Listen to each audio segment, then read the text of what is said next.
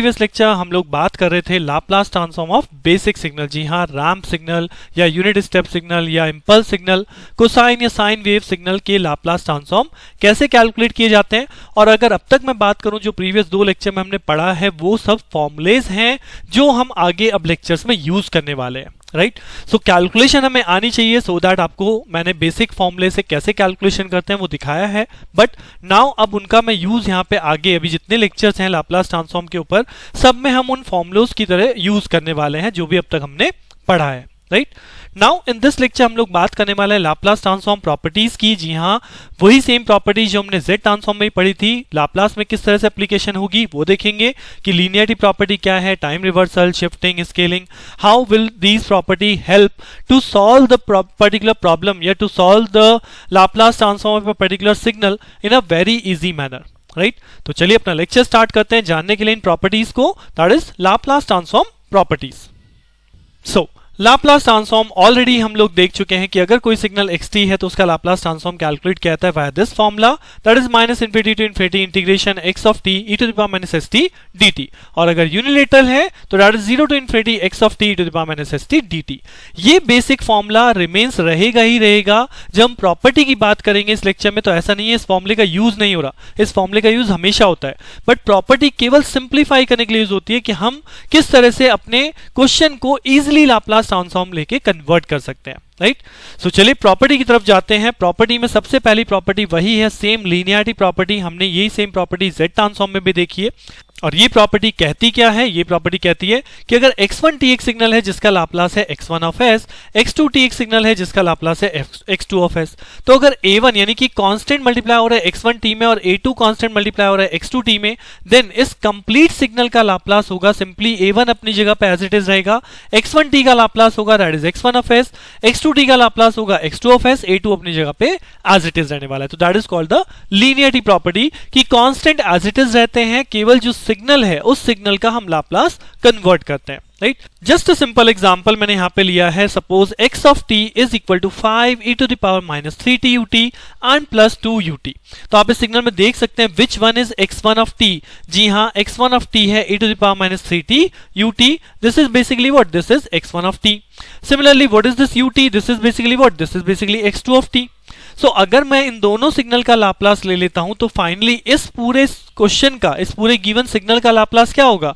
जी हाँ, 5 as it is, this is a constant, इसका Laplace हो जाएगा x1 ऑफ s प्लस 2 जो कि कांस्टेंट है, उसके बाद ut जो कि हमने x2t माना, इसका लाप्लास यहां पे आ जाएगा x2 ऑफ s। नाउ अब आप इन दोनों को लाप्लास में कन्वर्ट कर सकते हैं कि बेसिकली x1s जो हमने सिग्नल माना है तो e to the power -3t ut, now what is the Laplace of this particular signal. तो ये हम बेसिक में देख चुके हैं, राइट। ये हम बेसिक में देख चुके हैं कि अगर मैं बेसिक फॉर्मूले से जाऊं -∞ to infinity e to the power -3t then e to the power -st dt, तो इसका लाप्लास आता है 1/s+3। ये हम लोग प्रीवियसली लेक्चर्स में देख चुके हैं। तो ये चीज है कि आपको बेसिक फॉर्मूला यहाँ पे यूज करना है, बेसिक फॉर्मूला यूज करके ही आप इसके लाप्लास को शो करेंगे। बट जैसे कि मैंने पहले ही बोला है, अगर इस क्वेश्चन की weightage only and only 2 marks है तब आप बेसिक फॉर्मूला पूरा का पूरा मत यूज कीजिए, मत सॉल्व करके दिखाइए। आप केवल इसका डायरेक्टली फॉर्मूला जो मैंने अब तक बोला है उसे याद रखिए, e to the power -3t ut का लाप्लास 1/s+3। देन ut का लाप्लास इसी तरह से क्या होता है, दैट इज 1/s। तो what is my final solution. जी हाँ, मेरा फाइनल सॉल्यूशन बन जाएगा 5 × 1/s+3 plus 2 × 1/s। This is the answer and this is called the final solution. चलिए एक अनदर प्रॉपर्टी को देखते हैं। तो अनदर प्रॉपर्टी हमें कहती है टाइम रिवर्सल। जी हाँ, प्रॉपर्टी के नेम वही है जो हमने जेड में पढ़े हैं, मतलब भी वही है, बट लाप्लास में किस तरह से उनमें प्रॉपर्टी अप्लाई हो रही है, लाप्लास में एक एस डोमेन में क्या चेंज आना है, केवल हमें वो चीज यहां पे समझनी है, राइट। तो सिंपल टाइम रिवर्सल में हमने पढ़ा कि xt का अगर लाप्लास है x ऑफ s तो x ऑफ -t होता है ना, टाइम रिवर्सल का मतलब बेसिकली t की जगह -t। तो अगर x ऑफ -t किसी सिग्नल का मुझे लाप्लास लेना तो that is simply written as s की जगह क्या चेंज हो रहा है, s की जगह माइनस ऑफ s, राइट। तो अगर मैं सिंपली आपको बोलूं if you want to calculate u of -t Laplace, right, तो u ऑफ -t लाप्लास कैसे आएगा, यानी कि मुझे इसमें ut जो हमने पहले बेसिक में पढ़ा है लास्ट लेक्चर में कि इसका लाप्लास होता है 1/s। अब हम यहाँ पे यूज करेंगे u ऑफ -t यानी कि प्रॉपर्टी, तो s की जगह क्या चेंज हो गया, माइनस ऑफ s। तो ये आंसर बन जाता है u ऑफ -t का। तो जैसा कि मैंने यहाँ पे बोला कि बेसिक जो फॉर्मूला था वो यहाँ पे अभी भी है। कैसे? जब हम यहाँ पे ut का लाप्लास 1/s लिख रहे हैं तो हम लास्ट लेक्चर में देख चुके हैं कि बाय द बेसिक फॉर्मूला यही सॉल्यूशन कैलकुलेट होके आया था। सो बेसिकली यहाँ पे वो बेसिक फॉर्मूला यूज हो रहा है, ut का लाप्लास हमने दिखा है 1/s। आफ्टर दैट हम यहाँ पे प्रॉपर्टी का यूज करके इसे -1/s लिख रहे हैं। तो प्रॉपर्टी इसलिए होती है कि हमें बार बार वो पर्टिकुलर लिमिट वाला फॉर्मूला या पर्टिकुलर इंटीग्रेशन बार बार नहीं करना पड़ता, हम केवल एक बेसिक इंटीग्रेशन पे रहते हैं और देन प्रॉपर्टी का यूज करके हम अपने आंसर्स को मैनिपुलेट कर लेते हैं। राइट, नेक्स्ट प्रॉपर्टी की अगर बात करूं तो टाइम रिवर्सल के बाद कौन सी प्रॉपर्टी आती है? जी हाँ, टाइम की नेक्स्ट प्रॉपर्टी क्या है? Shifting property. राइट, तो shifting property said if X T Laplace is X of S, then अगर टी में आप कोई चीज शिफ्ट कर रहे हैं like T minus T naught या T plus T naught, right, तो जो भी आप यहाँ पे शिफ्ट कर रहे हैं that value is goes into the e to the power. Right, अगर मैं यहाँ टी नॉट से शिफ्ट कर रहा हूं तो that will be e to the power minus s t naught. अगर मैं प्लस यानी कि प्लस वैल्यू से शिफ्ट कर रहा हूं तो ये बनेगा E to the power S of K, यानी कि जो भी आप यहाँ पे शिफ्टिंग कर रहे हैं वो value e to the power s की होल पावर बन जाती है। तो पावर पावर मल्टीप्लाई होती है तो ये बन जाता है माइनस एस टी नॉट। अगर मैं के को शिफ्ट कर रहा था तो e to the power s की पावर के हो जाएगा, that means e to the power s के। तो जो भी आप वैल्यू शिफ्ट कर रहे हैं वो राइट हैंड साइड पे ई टू द पावर एस की पावर बन जाती है। Right, this is called the time shifting. और इसे ऐसे भी याद रखा जाता है कि अगर आप टाइम डोमेन में टाइम शिफ्ट कर रहे हो तो एक्चुअली लाप्लास डोमेन में क्या हो रहा है? Exponential shift. This is called basically exponential shift. तो अगर मैं टाइम डोमेन में एक्सपोनेंशियल शिफ्ट करता हूं, right, I am doing exponential shift in time domain, यानी कि अगर xt का लाप्लास x ऑफ s है and now you want to calculate e to the power at of xt, तो क्या हो रहा है? तो ये अगर आप e to the power at से एक्सपोनेंशियल शिफ्ट कर रहे हैं तो यहाँ पे s की जगह s माइनस a रिप्लेस हो जाता है, और अगर वहीं पे आप e to the power minus at of xt यानी माइनस at है यहाँ पे माइनस a से आप शिफ्ट कर रहे हैं तो ये वैल्यू यहाँ पे s की जगह s प्लस a से शिफ्ट होती है। राइट, तो दोनों ही प्रॉपर्टी एक दूसरे की इक्वल है। अगर एक में सिंपल शिफ्टिंग है तो दूसरे डोमेन में एक्सपोनेंशियल शिफ्ट है। टाइम डोमेन में एक्सपोनेंशियल शिफ्ट है तो लाप्लास डोमेन में सिंपल शिफ्ट है। बट यहाँ पे अगर आप इस पॉइंट पे देखेंगे तो यहाँ पे सेम टाइम पॉइंट है। अगर यहाँ पे माइनस एस टी नॉट है तो यहाँ पे माइनस टी नॉट से शिफ्ट हुआ था, बट अगर यहाँ पे आप देखेंगे माइनस ए टी है तो यहाँ पे प्लस ए से शिफ्टिंग हो रही है। तो ये थोड़ी सी प्रॉपर्टीज में आपको एक रिमेंबरेंस बनानी पड़ेगी, इसलिए मैं बहुत सिंपल सा वे बोलता हूँ। प्रॉपर्टी को याद रखने का तरीका होता है कि प्रॉपर्टी को भी एक टेबल में फॉर्म कर लीजिए कि अगर टाइम शिफ्ट प्रॉपर्टी हो रही है तो टाइम शिफ्ट में xt में क्या चेंज होगा, तो राइट हैंड मतलब एक तरह से राइट हैंड साइड आपका लाप्लास डोमेन में क्या चेंज आएगा, तो उससे बहुत इजीली हमें प्रॉपर्टी याद रह जाती है। राइट, अब अगर मैं इस पर सिंपल एग्जांपल की बात करूं तो एग्जांपल के तौर पे मैंने यहाँ पे कंसिडर किया है x of t is equal to e to the power minus 2t u of t minus 2। Right, अब इससे पहले भी अगर मैं एक सिग्नल की बात करूं, हमने सबसे पहले बेसिक पढ़ा था e to the power minus 80 ut, if you remember. Right, तो अगर इसको भी मुझे इस प्रॉपर्टी से करना है तो मैं कर सकता हूं ना, बिकॉज ये प्रॉपर्टी क्या कहती है, क्वेश्चन क्या कह रहा है, यहाँ पे एक्सपोनेंशियल शिफ्ट है किसमें? ut में। तो हमें पता है ut का लाप्लास क्या है? ut का लाप्लास 1/s है। तो अगर e to the power minus 80 ut का लाप्लास कैलकुलेट करना है तो दैट मींस s की जगह क्या रिप्लेस कर दें? s की जगह s प्लस a। और यही हमने पढ़ा था कि e to the power minus 80 ut का लाप्लास होता है 1/s प्लस a। तो आप देख सकते हो कि आप डायरेक्ट मेथड से जाओ तब भी सेम आंसर है, प्रॉपर्टी से जाओ तब भी सेम आंसर है, बट इन प्रॉपर्टी में केवल और केवल मुझे इस ut लाप्लास का यूज करना पड़ रहा है। राइट, अब आ जाते हैं अपने क्वेश्चन की तरफ। नेक्स्ट क्वेश्चन जो हमने यहाँ पे चूज किया था that is x of t equals to e to the power minus 2t ut minus 2। अब अगर इस क्वेश्चन को सॉल्व करो तो इसमें किसका बेसिक है? जी हाँ, फिर से बेसिक वही है, ut का बेसिक। ut का बेसिक क्या है? 1/s।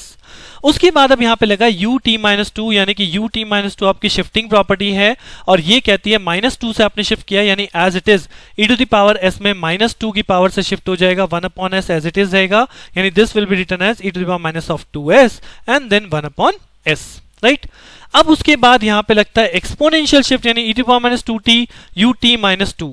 तो अब ये एक्सपोनेंशियल शिफ्ट है यानी माइनस 2 से हम शिफ्ट कर रहे हैं तो s की जगह क्या चेंज होगा? एज पर प्रॉपर्टी s की जगह चेंज होगा s प्लस 2।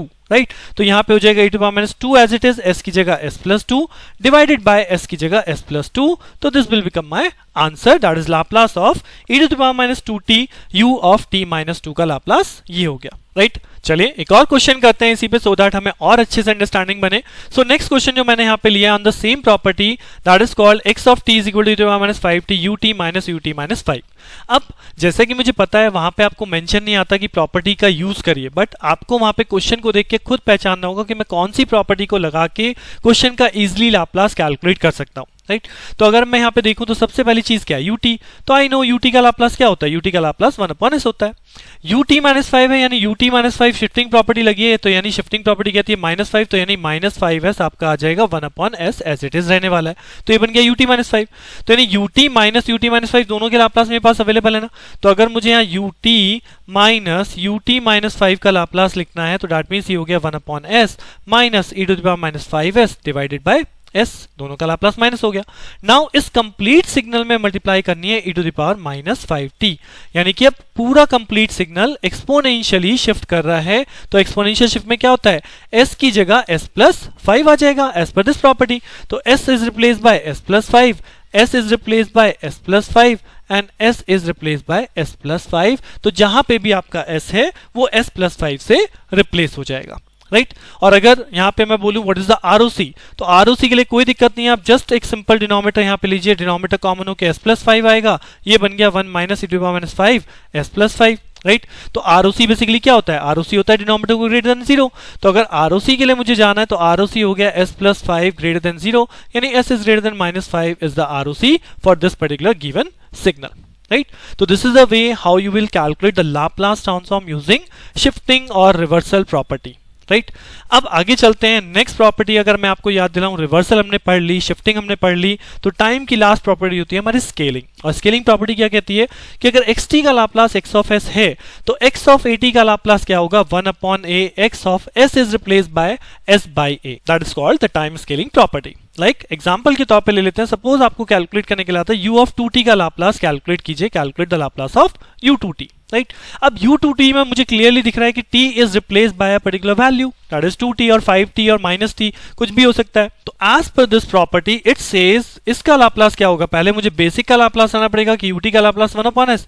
अब अगर मैं u ऑफ 2t का लाप्लास लेके आ रहा हूं तो एज पर द प्रॉपर्टी 1/2 बाहर, और फंक्शन में s की जगह क्या रिप्लेस होगा, s/2।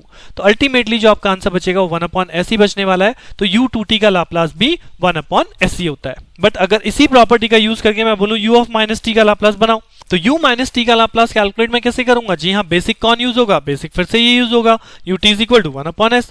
और उसके बाद मैं -t कर रहा हूं, यानी a की जगह क्या आ गया, -1। तो इसलिए यहाँ पे मॉड वैल्यू लगी, आप देख सकते हैं। तो आप यहाँ पे लिखेंगे 1/1 -1 का मॉड, और 1 फंक्शन में क्या है, फंक्शन में s की जगह s बाय a, यानी s की जगह s बाय a का मतलब क्या हो गया, यानी बाय -1, राइट। सो अल्टीमेटली ये प्रॉपर्टी क्या हो गई, ये वैल्यू हो गई -1/s।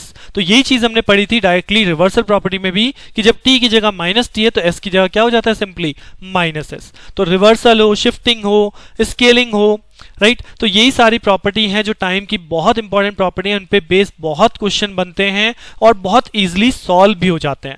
So I hope after this lecture आप इन सभी प्रॉपर्टीज में बहुत अपने आप को कॉन्फिडेंस महसूस करने वाले हो कि आपको कोई भी क्वेश्चन आ जाए, you can apply this property and get the answer. So with this ये लेक्चर हमारा ओवर होता है, बट अभी हमारी प्रॉपर्टीज बची हैं जो हम अपकमिंग लेक्चर में बात करेंगे। एंड नेक्स्ट लेक्चर हम लोग नेक्स्ट प्रॉपर्टी जैसे डिफरेंशिएशन है, मल्टीप्लिकेशन है, इंटीग्रेशन है, इन सब के बारे में बात करेंगे। तो बने रहिए मेरे साथ, मिलते हैं नेक्स्ट लेक्चर में। Thank you.